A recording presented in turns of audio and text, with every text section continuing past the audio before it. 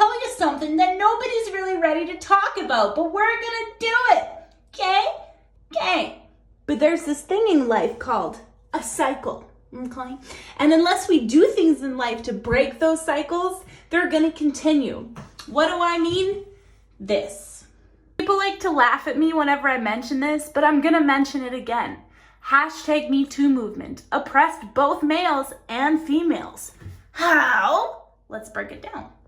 Ever since the hashtag Me Too movement, corporations and businesses have been less likely to hire women whose job description requires like close, intimate interactions between a male and a female that's unsupervised.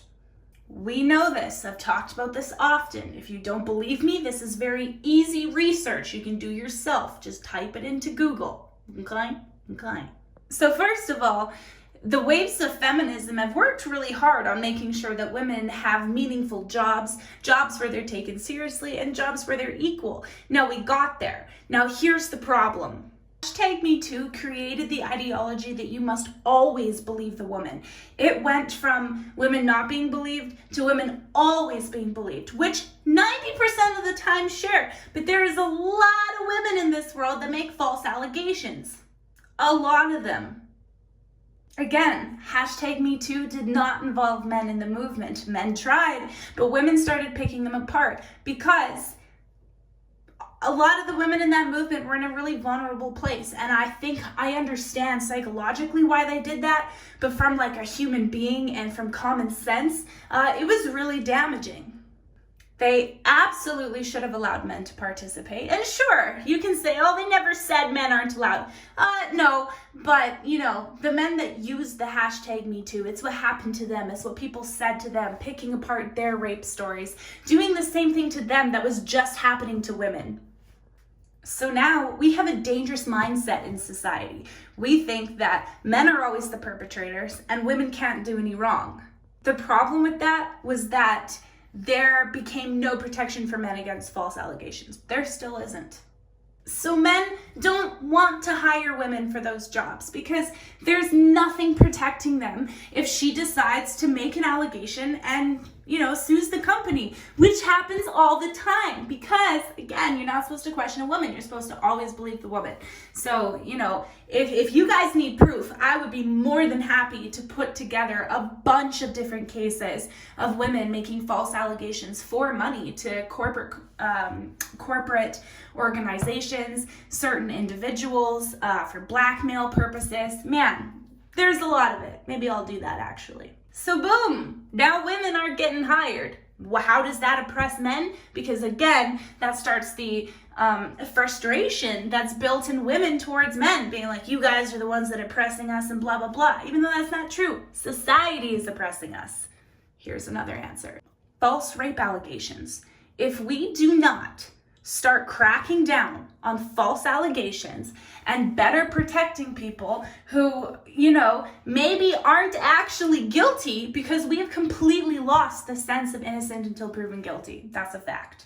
If we don't expose this and combat this and show that this is possible and that it happens often, guess what's going to happen? Women are going to go right back to where they were, not being believed, because there's a lot of false allegations that go around, and it's well known in the male community. I mean, us as females, there's lots of women that are like, oh, that doesn't happen often. Yeah, you know, a fish in water doesn't really realize that it's in water. We are less likely to experience false allegations than men are. And actually, I have been dealing with them myself for the last 6 months. So I know exactly what it feels like. It feels like fucking garbage. So here's what's gonna happen. You're going to gain a much bigger mistrust from the male community. And that's just a fact.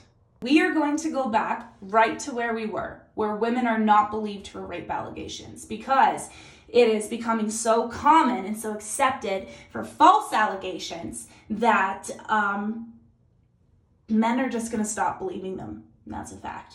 See, that's backwards, because before we weren't believed just because we were women, but it's going to come a time where we're not believed because of other people, because other people have damaged it and ruined it for true victims. As a society, if we do not start cracking down on actually making sure that things are equal, that women are given equal prison sentences, that there is equal help for men going through domestic violence, that, human trafficking male victims are recognized just as much as women. If we don't start actually acknowledging that there are men's issues out there, that, that these things coincide, we are going to go into a vicious cycle. Women are going to become oppressed again. They're not going to be believed.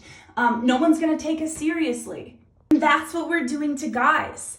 The things that we fought out of as women, we are literally turning around and putting it on guys. And we are using, the fact that it happened to us as an excuse to do it. Well, I'm sorry, but yes, I'm a woman.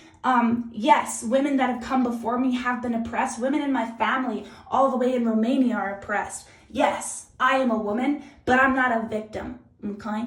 I am a survivor of domestic violence myself.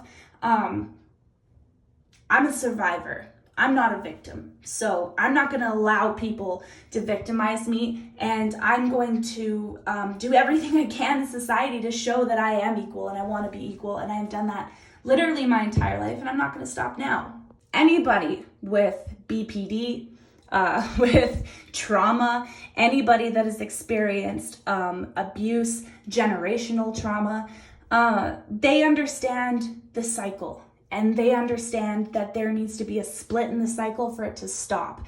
And this cycle is not stopping in society, it's continuing because we are blaming each other. So that's the end of my rant. All I wanted to say is that we need to just pull our head out of our asses and realize that what affects him also can affect her, and what affects her can also affect him. And so if men and women could just come together as allies and be like, hey, let me help you with your problem, can you help me with mine? Maybe we can start focusing on the bigger picture. But they don't really want us to do that, do they? That's kind of the point. Thank you.